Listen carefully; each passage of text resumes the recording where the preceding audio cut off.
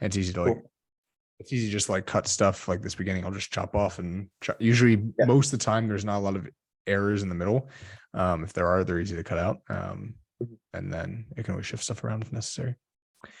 Cool. So what I'll probably do a little intro and then introduce you a little bit, and then I'll kind of just let you kind of talk through your story, how you got there, what you're up to, where you're at, blah, blah, blah. And then I've got the questions and stuff highlighted that we talked about. I'll smoothly kind of transition through those as we see fit, and then we'll go from there. Sounds cool. Alrighty. Make sure no alarms or anything are going to go off.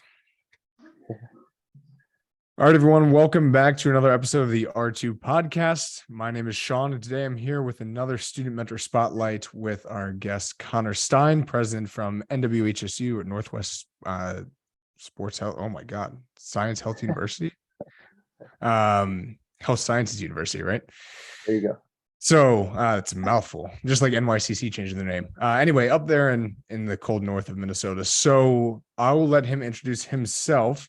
Connor, if you just want to walk us through how you got to Minnesota, how you got to chiropractic school, and how you got involved with R2P. Yeah, cool.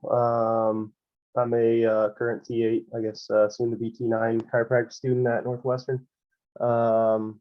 Let's see, how did I get to chiropractic school? I ran track in college, definitely focused more on my sport, less on school at that time. So I knew I wanted to do some kind of medical something, but didn't know what. Didn't spend a lot of time shadowing and thinking through it. So I took a year off after school. Actually applied for dental school during that time. Kind of glad that didn't work out, but then ended up just spending time during my gap year. I did some coaching and substitute teaching at home, just spending time thinking through things, shadowed some people, and then COVID hit, and I still like kind of had a decision to make. But it was so it was actually like in the middle of COVID that I basically and I didn't really ever like have someone that I like really found in the chiro world that was like holy cow, like this is what I want to do. It just kind of, I don't know, it fit. Like I like the the natural lifestyle, like preventative health type of thing. I like to be active and like go after things from a different perspective than some medical professionals. So it just kind of fit, but like I didn't have something like it was during COVID and everything. So just kind of like made a decision, and yeah, this is what we're gonna do. Nice. So, where are you from originally? Central Illinois. So okay. Right. And Wilmington Normal in Peoria. Yeah. So why NWHSU? Yeah. I guess like I've always been kind of the type to try new things.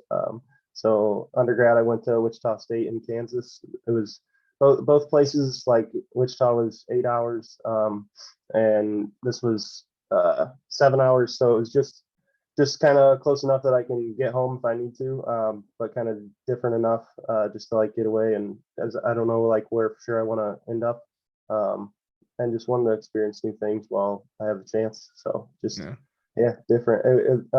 Weird situation because like a lot of people do the school tours and stuff, and like I didn't visit any schools. And like after seeing like Palmer, if I would have seen that campus compared to ours, I might have been going there because that's a couple hours from home. But yeah, no, it was just kind of a on a wing decision. I talked to a couple people from Logan. I almost went to Logan. Talked to a couple people from Cleveland. Talked to a couple kids from Northwestern, and just kind of went for it. Nice. Yeah, I think it's always interesting to hear everyone's stories about where they got or how they got to where they ended up going, just because, especially being it was Illinois, so you're real close to National, Logan, Palmer, NYCC the other way. So what about how did you, because I'm always interested in like how you just Google search like chiropractic schools and like or you found people on Instagram, like how do you go about that? Oh man.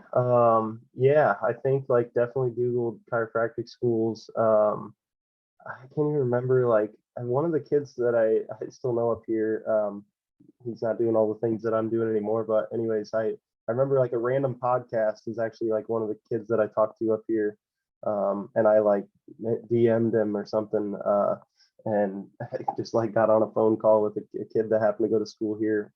Definitely, Cleveland I knew about because I had some teammates in college that were looking at possibly doing Cairo school, and they talked about Cleveland. And then like I knew a couple people around home that had been to some people that knew people that had been to Palmer or knew people that had been to Logan. So like I definitely knew about those two schools. Another thing, probably why I decided Northwestern, which this is so like I don't think it meant anything, but like our sports emphasis that we have, like definitely kind of like attracts athletes and like people that feel like they want to do active care and stuff. But like Mhm. I didn't know anything about RTP and like all these other things that I know now. So um and I don't think the sports emphasis actually means much, but it was one of those things that kind of drew you in. Yeah. Were you aware of how different the schools were when you were looking? No, not really. Like you definitely you hear those rumors of like, oh, this school is like very evidence based, and this one's like total philosophy. And like I don't know, I feel like some of those rumors are so made up sometimes, but Yeah. it's like that they weren't exactly the way that I heard them hasn't been my experience of what I've learned about the different schools. But the other that's pretty much just rumors here and there. That's about it. Interesting. Um, so like you said, you didn't really have a lot of experience in the world of chiropractic and stuff before going to school. Um, so along the way, now that you're 9 trimesters in, right? Who have you found to be your best mentors, your greatest mentors along the way since you did come in kind of so green to the whole profession? Yeah. This is definitely one of those things that it definitely like I feel like I'm in a different spot than a lot of my like some of my friends and classmates because a lot of them like have this plan that like oh their aunts or uncles are chiropractors or whatever like they got this plan to like go home and do the thing and I definitely didn't have anyone like that coming in. I would say man yeah like I can't even pick one like mentor that like really made a difference. Obviously like I made like I would say definitely even some students above me were big mentors to me to like kind of lead my path. Nate Scare, for example, like was Mopal president before, and he definitely like led me down the path of like these kinds of things. But it was I would say just like through R2P and like I lead the functional medicine club too. So I would say just like Bo and all the guys on the board and like people all you and like everyone that I've met like through these organizations is probably like my biggest mentors as I've gone on this path. Yeah. So Yeah, same, somewhere for me. Just as you kind of get further into the rabbit hole, you meet a lot of people that inspire you in different ways. So, I think that's pretty cool. So, how did you, if you were involved in MPI, involved in Funk Med Club, and there was no R2P in NWHSU, people might not know, like you were one of the ones that helped kind of start the whole thing up there. How did you find out about it at all? yeah, this was an interesting conversation, I think, and man, even we could go back to like the functional medicine thing too. I literally didn't know what functional medicine was, never even like heard of it, and I think I was like T4 when it was actually the kid that whose podcast I listened to before coming to school here that I kind of knew. He texted me and was like, "Hey, do you want to take on this functional medicine thing?" And I was like, "I don't even know what that is." Our school took a long time to get back going after COVID, so like Mhm. Mopal was one of the only clubs to exist like my whole entire first year. Um, and so, yeah, the functional medicine thing just kind of happened like that. I was like, at first they kind of said no, and then I ended up like, sure, whatever. And then I'm super glad I did. Mhm. Anyway, so I was doing the functional medicine thing, but I've always been definitely like interested in rehab, active care, these things.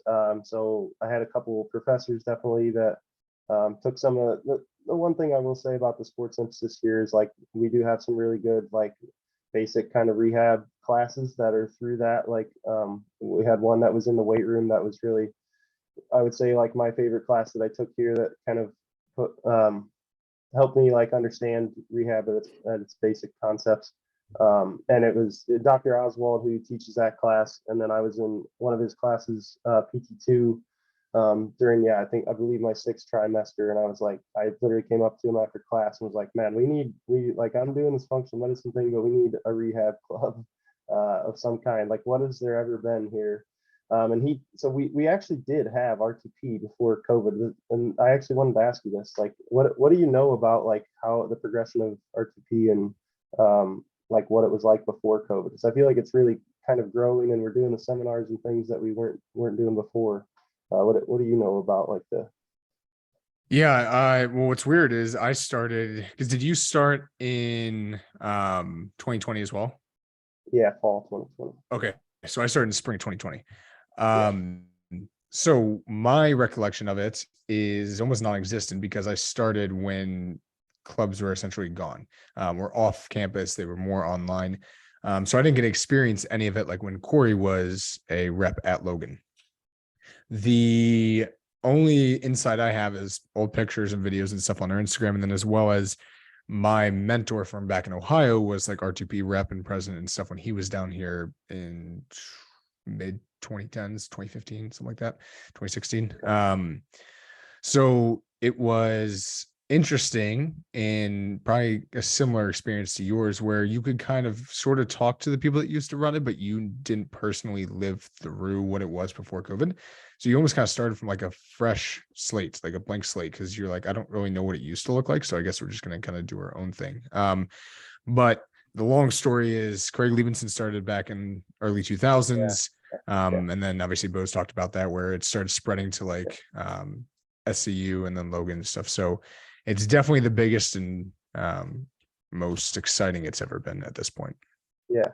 I feel like there wasn't this like, but from what I've ever gathered, like there wasn't this interconnectedness between schools and stuff. Like at least, and so it existed here before COVID, but like it never got off the ground, and like I don't feel like our school was doing events with the other schools and things like they wouldn't have known like the way that I know you.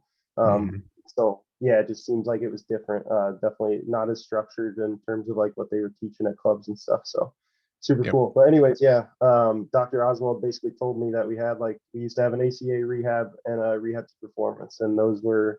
He was like, you could either just make a club and call it a rehab club, or you can look into those two. And I basically did some Google and then like looking at both of them, looked at RTP, and I definitely like see. I definitely followed Liebenson like since like probably the summer of COVID, and he was Mhm. kind of one of the people that I was like, man, I want to do chiropractic. Like I liked his style, so it's funny. I'd still never had heard of RTP, but I knew his concepts. And so seeing that he had been involved, and then I'd seen some of Bo's like Instagram posts and stuff there. But finally, just like putting it all together and saw some things from that in the way that they were teaching things, and I was like, yeah, this is what I want to do. So I think I messaged Bo, and then Bo sent me to Corey, and then Mhm. yeah, we got it going. Oh yeah, man. I love that. Yeah. I mean, a lot of this interconnectedness of the schools like you're talking about is 100% thanks to the original NSEBs. Well, it used to exist, and then Corey and um, Mitch and Jared and Tyler and all them started to back up. So that was a lot of, and then Corey kept pushing it, and then Kyle got involved. So, and the rep retreat started happening. So this is all new, which is super exciting to kind of be at the cutting edge of all that. But now that you've gotten to the point where you are, right, try 9, coming close to graduation, looking back at yourself and try 1 or another student that is kind of getting ready to start this journey and might want to listening to this might want to go down the same path, what advice would you have for yourself? Yeah, man, I could be cliche and say like, yeah, go to RTP and go to functional medicine, like go to all the clubs, and like Mm-hmm. I think that helped me, and I think I would encourage that for a lot of people. But I don't know. I think I have a tendency to like, especially now, like I didn't always used to be this way, but like I've kind of gotten to the point where like I really strive to be the best all the time, and like sometimes I take on too much. So for me it's like sometimes I need to learn to say no. And so I don't like giving like this traditional way of advice where we just like tell people, oh, you should do this. Like everyone's in a different situation, right? So like I think it's all like you and the people in your life can like help you see the way that you are, and interpret that, and then like do the right things for you. But like yeah, so for me, for example, like I think like as a T1, I would say do it all, but like now I'm saying like, hey, find a little more time for yourself and do less. So um I think it's, yeah, like it's all n equals one, right? Like Mhm. it's all individualized. So I think like we should treat ourselves the way that we treat patients. And so I don't think like we all have to have it figured out all the time. And like maybe you do need to like push yourself. Maybe you're an introvert and you're not getting out enough, and you need to push yourself to like get out, do more networking, go to clubs, go to courses. But sometimes I feel the other way around. So I would say like, yeah, I don't have an answer for you, but I think everyone should just take some time to reflect on themselves and do what's best for them.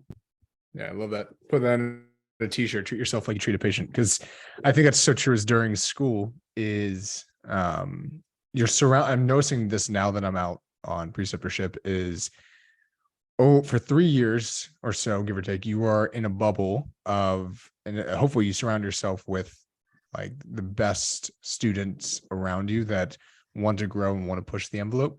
And that's kind of like what the R2P crowd does. So I found myself just like over the past couple of years being so inundated with like needing to do more and know more, and I don't know enough, and I'm not as good at something as this person. I might be a bit better than them at this, but I have this to work on. And you're constantly comparing and trying to learn more and trying to keep up. And especially going to all the seminars and shadowing all the Yeah, docs, you're like, I don't know this yet. I haven't figured that out. This is, wow, this is really difficult. And I've never thought about this way. So sometimes just taking a step back, and once you get out into the real world, you're like, oh God, I know a lot. And two, um, is a matter of, like you said, taking time for yourself. Because at the end of the day, it's hard to be your best if you can't even like make it to class in the morning or make it to that seminar, and you don't take anything away from any of the experiences that you're trying to jump yeah, into. yeah. No, I definitely like would agree. There was time when I was a younger student that I was like friends with, other groups of students that like didn't have the same goals as me or didn't like, yeah, they weren't doing all the seminars. And so I kind of set myself on the path, and now I feel like I'm bringing some people with me. But yeah, like it's a dangerous rabbit hole of like, I also like probably wasn't the best friend to them all the time because I just wasn't happy with where I was at. But it's like it's okay to be different, and that's what I'm saying is like, yeah, n equals one, and find what's important to you. And obviously, like we're trying to be the best clinicians we can be, but yeah, definitely taking time for yourself is important too. And yeah, Love, I don't think you're absorbing all that information if you're going to a seminar every weekend. So that's definitely been like one of the things that I've been working on right now. love that. Yep, that's a common, the seminar junkie. It's a Yeah, common happenstance around these parts. So yeah, so saying yes to all the things sometimes can be super beneficial, yeah, and sometimes it's too much. yep, And for many people, like yourself and myself included, is sometimes that ends up being like one of your biggest weaknesses is you just spread yourself too damn thin. hmm, Um, so other than that, do you have like another like biggest weakness or struggle that you found in school, and how did you overcome that? yeah. I mean, I think, man, like what I had in my head was like a pretty similar concept, but I guess a little different. Was like I kind of I'm always like feeling like I have these goals that are too far out, and like I'm not. Justin Rabinowitz said it last night. Like I'm not being where my feet are, right? Like I'm not enjoying the moment that I'm in. I always want to like kind of skip, like, oh, I want to get past part three boards, and then life will be better, and like I want to Yeah. get past. So like that was one of my weaknesses in school for sure, was just like not like, in physiology class I was like, oh, I don't want to learn this stuff, I just want to like start adjusting or like be in the clinical side of it. It's like, no, everything's important, like be where you're at, take time to like there's a reason for everything you're doing. So that was definitely like one of my weaknesses, and that's comes from kind of stems from where what we were just talking about. So yeah, like I said, like Rabinowitz told me last night, you got to be where your feet are. And I think I I I haven't overcame that yet, and it's something I know about, and I'm working on it, and that's okay. Uh, Yeah. as long as yeah, as long as we know and we're working on it, that's all we can do. Yeah, awareness is that first step. I mean, I think for a lot of us, the idea of, and this isn't even for just chiropractic students, this is human nature, is the "I'll be happy when" statement is, Yep. I'll be happy Mhm. when I'm done with boards. I'll be happy when I'm graduating making money. I'll be happy when I get to start adjusting more. I'll be happy when I understand this concept or that concept. And it's like that doesn't truly exist. And like you said, you got to be where your feet are. You have to be enjoying the moment, trying to take the most out of every opportunity, because there's, even in the worst situations, there's something to be learned from all of it. So no, yeah, I resonate with that a lot. I'm sure everyone listening will as well. Yeah. Okay, so we talked about the struggles, right? The difficulties, which of course there's numerous. But what would you say, again, being nine tries in, is one of your biggest successes so far in school? It could be personal, it could be professional, it could be networking type stuff. But what was it, and what's the story behind that? Yeah, I mean, honestly, like to me, it feels like these two clubs, like I built them from scratch, and they've been going really well. And I think like it's not just like, oh, I made these clubs and they like now I have people there, and so like it's not like numbers at the club that matters. It's like the knowledge that I've gained through both the confidence, the like the public speaking, the relationships that I've made with people like you and so many other people. Those things are gonna like impact me forever. So I think like having the willingness to like do these two clubs when I didn't even know what functional medicine was, I didn't know what rehab performance club was. I think like yeah, it's definitely going to like it changed my life. Both clubs for sure. So I think that's something I'm most proud of and excited to like see where the clubs go in the future. Yeah, for sure. Oh yeah, I mean that is the definition of leaving a legacy, is building something else like essentially stand the test of time and continues on past your presence there. So we got lucky where I was at Logan, where that legacy was pretty much already built, and it was kind of our role to continue it.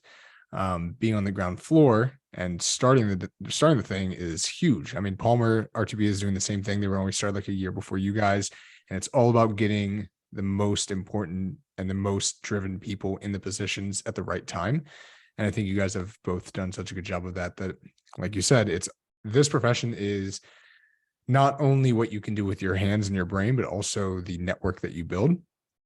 Already on preceptorship now for 3 months, I've already reached out to my network 2-3 times with like, hey, I've got this case and I don't really know what I'm doing. And for many of my peers and stuff, they probably don't have that because they didn't take the time to do what you and I did and build that network. Because again, like we were essentially nobody coming into school, and not that we're like super important now, but like we made some presence of ourselves known just by talking to people, and just showing up is 90% more than most people do. So yeah, I think kind of getting involved in that leadership role will just pay millions of dividends down the line, because your name will be discussed at NWHSU and other schools and stuff for the foreseeable future, because people are going to know like, hey, I have someone going to or living in place XYZ, and they're like, oh, I know one of our old reps practices there, and that'll just continue and it'll build and grow from there.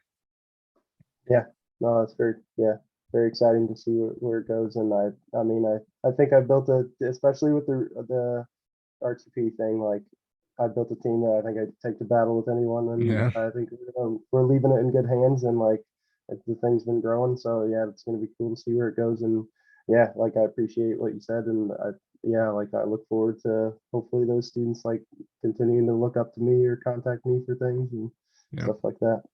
Yeah. Like I said, it's always just, I always say like, I never did anything special. I surrounded myself with good people, and I relied on the people before me. And then you just hope that you can build scaffolding for the next people that can then kind of work their way up from there. And they always have you as a mentor. Cause honestly, like having the mentors that I did was what put me in these positions. I didn't know RTP was a thing until my mentor told me about it and told me to get involved and stuff. So like without that, I'd just be another chiropractic student that didn't really do much. Yeah. And I think what you're saying too is like that goes back to like obviously I didn't really give you an answer with advice for first students, but I think like in general what you're saying right now is like what most students should take as advice is like just surround yourself, like find your goals, find what's important to you, and like surround yourself with the people that are going to get you there. Yep. Yep. Find mentors and find like-minded individuals. Yeah. So here's a transition for you. Finding like-minded individuals is even easier when you attend seminars and attend coursework and attend stuff out of school. Yeah. I always found that schoolwork was important, like we talked about. Be where your feet are. Learn the things in physio and neuro and anatomy and stuff that you need to learn. That's going to be, the foundation for all the seminars and stuff you take going forward. But the fire gets lit and the networking happens outside of school many times. So what seminars, and I'll even throw in a bonus, what books maybe have you been taking or reading? And what have you been learning? What have you been interested in? Yeah, man, the reading thing is something that's been on my goal list for a while. That I read Bo's book this, I think, early the end of last year maybe or something. But I want to get more into reading for sure once these boards are over, and I'm wrapping up all my coursework here in the next couple of weeks. So yeah, not much for books at the moment. Seminars, I mean, the symposium was awesome. Annie and Capo, they were awesome. Big takeaways, lots of networking, all the things that you mentioned, like that happened there.